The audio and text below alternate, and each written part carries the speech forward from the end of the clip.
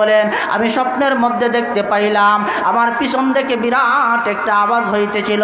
আমি আমার পিছনের দিকে তাকাইলাম, তাকাইয়া দেখি মালিক ইবনে দিনার রাহমাতুল্লাহ বলেন বিশাল বড় একটা অজগর সাপ আমাকে আক্রমণ করার জন্য আমার দিকে হাঁপাইয়া আসতেছে। মালিক ইবনে দিনার রাহমাতুল্লাহ বলেন ওই সাপ থেকে প্রাণ বাঁচার জন্য আমি সামনের দিকে ছুটতে রইলাম, সামনের দিকে দৌড়াইতে রইলাম। দৌড়াইতে দৌড়াইতে আমি হাঁপাইয়া গেলাম। আমি চিন্তা করলাম আহারে, আমি যদি সামনে একজন কোনো মানুষ পাইতাম আমাকে সাহায্য করার জন্য, তাহলে আমি আমার প্রাণটা বাঁচাইতে পারতাম। এইভাবে মালিক ইবনে দিনার রাহমাতুল্লাহ আলাইহি স্বপ্নের জগতে উনি দৌড়াইতেছেন, বিরাট দৌড়াইতেছেন। দৌড়াইতে দৌড়াইতে এক পর্যায়ে সামনে একজন বৃদ্ধ পুরুষ দেখা যায়, যেই পুরুষটার গায়ের মধ্যে অত্যন্ত সাদা দবদবে কাপড় ছিল, তার শরীর থেকে সুঘ্রাণ এলাকার মধ্যে ছড়াইয়ে পড়তেছিল। এবার দূর থেকে মালিক ইবনে দিনার রাহমাতুল্লাহ বলেন আঙ্কেল ওই যে তাকাইয়া দেখো আমার পিছনে বিরাট বড় সাপ আমাকে দাওয়া করতেছে, তুমি কি পারবা ওই সাপ থেকে আমাকে রক্ষা করতে? এবার ওই বৃদ্ধ ব্যক্তিটা জবাব দিলে আল্লাহর বান্দা আমি তো তোমাকে সাহায্য করার জন্য তৈরি ছিলাম, কিন্তু তাকাইয়া দেখো তোমার যে বিরাট বড় সাপ আর আমি যে বৃদ্ধ বয়স, আমি বৃদ্ধ মানুষটা ওই সাপের সাথে কখনো মোকাবেলা করে পারবো না।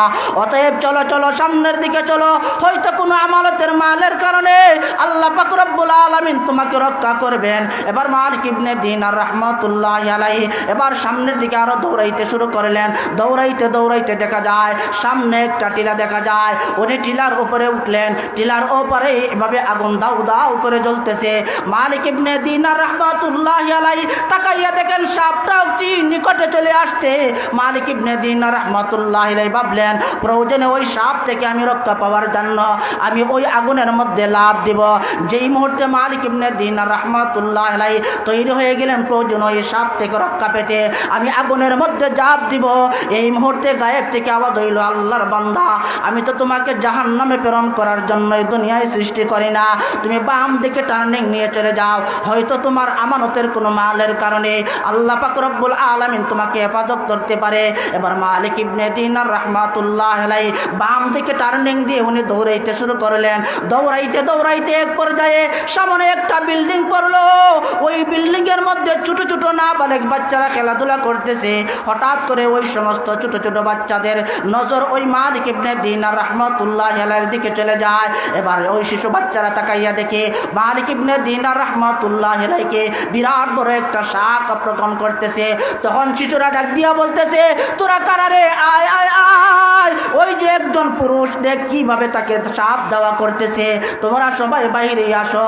এই স্লোগান পাওয়ার পরে আরো অসংখ্য বাচ্চারা ঘরের ভিতর থেকে বাহির হয়ে আসলো। ওই বাচ্চাদের মধ্যে ওই যে কয়েক মাস আগে মালিক ইবনে দিনার রাহমাতুল্লাহ আলাইহির অত্যন্ত প্রিয় মেয়ে ইন্তেকাল করেছে। ওই বাচ্চাদের মধ্যে ওই বাচ্চাদের ভিতরে মালিক ইবনে দিনার রাহমাতুল্লাহ আলাইহির মেয়েটা আছে। এবার মালিক ইবনে দিনার রাহমাতুল্লাহ আলাইহি ওই মেয়েটা তাকাইয়া দেখে আহারে উনি তো আমার বাবা। মালিক ইবনে দিনার রাহমাতুল্লাহ আলাইহি ওনার বাবাকে দেখার পরে ওই মেয়েটা লাফ দিয়ে বিল্ডিং থেকে বাবাকে জড়াইয়া ধরলো। বাবাকে জড়াইয়া ধরার পরে বাবা ডাক দিয়ে বলতেছে মেয়ে ওই যে আমার পিছনের দিকে তাকাইয়া দেখো কত বড় সাপ আমাকে দেওয়া করতেছে, ওই সাপের হাত থেকে তুমি আমাকে রক্ষা করতে পারো। এবার মালিক ইবনে দিনার রাহমাতুল্লাহ আলাইহির মেয়ে লাফ দিয়ে ওই বিল্ডিং এর ছাদের মধ্যে উঠে যান। ছাদের মধ্যে উঠার পরে ওনার হাতটা বাবার দিকে সম্প্রসারিত করেন। ওই হাতে ধরে মালিক ইবনে দিনার রাহমাতুল্লাহ আলাইহি বিল্ডিং এর উপরে উঠে যান। কিন্তু সাপটা প্ল্যান নিতেছে প্রয়োজনে সে বিল্ডিং এর উপর ঝাঁপ দিয়ে উঠবে। এবার মালিক ইবনে দিনার রাহমাতুল্লাহ মেয়েটাকে ডাক দিয়ে বলতেছেন মা ওই যে তাকাইয়া দেখো কত বড় সাপের আগ্রাসন থেকে আমি বাঁচতে চাই, তুমি কি পারবা ওই সাপ থেকে আমাকে রক্ষা করতে?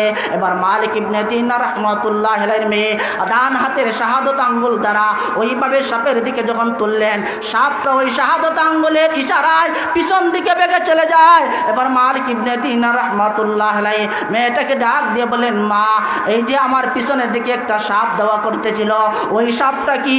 আর রাস্তার মধ্যে একজন বৃদ্ধ মানুষ পাইলাম, ও বৃদ্ধ এই মানুষটাকে। এবার মালিক ইবনে দিনার রাহমাতুল্লাহ আলাইহির মেয়ে ওনার বাবার হাতে ও দাড়ির মধ্যে হাত লাগাইয়া কোরআনে কারীম থেকে একটা আয়াত তেলাওয়াত করতেছেন আলাম ইয়ানিল্লাযিনা আমানু আন তাখশা কুলুবুহুম লিযিকরিল্লাহ ওয়া মা নাযালা মিনাল হক। এইভাবে বাবার দাড়ির মধ্যে হাত দিয়ে মেয়েটা বলতেছে রে বাবা এখন পর্যন্ত কি ইমানদারের ওই মুহূর্ত সময় আসে না যেই মুহূর্ত ইমানদার তার মুস্তক তার রব্বে কারিমের সামনে নুইয়া দিবে, এই মুহূর্ত সময়টা কি আসে না? এবার মালিক ইবনে দিনার রাহমাতুল্লাহ মেয়েটাকে ডাক দিয়ে বলতেছে, মা সব কথা পরে হবে, আমাকে বলো ওই পিছনে যে একটা সাপ ছিল ওই সাপটা কি এবং সামনের বৃদ্ধ লোকটা কি? তখন মেয়ে জবাব দে, বাবা আপনার হায়াতে জিন্দেগির মধ্যে আল্লাহ পাক রব্বুল আলামিন আপনাকে যে হায়াত দিয়েছেন, ওই হায়াত দেওয়ার পরে ওই হায়াতে জিন্দেগিতে আপনি মালিকের অপরাধ বেশি করেছেন, আপনি পাপের কাজ বেশি করেছেন। এই জন্য ওই পাপের কাজ হইল মানুষকে গুনাহে মানুষকে জাহান্নামের দিকে হাঁকাইয়া নেওয়া, ওই পাপের কাজ হইল মানুষকে জাহান্নামের দিকে ধাক্কাইয়া নেওয়া, আর নেকের কাজ হইল মানুষকে জান্নাতের মেহমান বানাইয়া দেওয়া। আপনার হায়াতে জিন্দেগিতে আপনি পাপের কাজ বেশি করেছেন, আপনি গুনাহের কাজ বেশি করেছেন।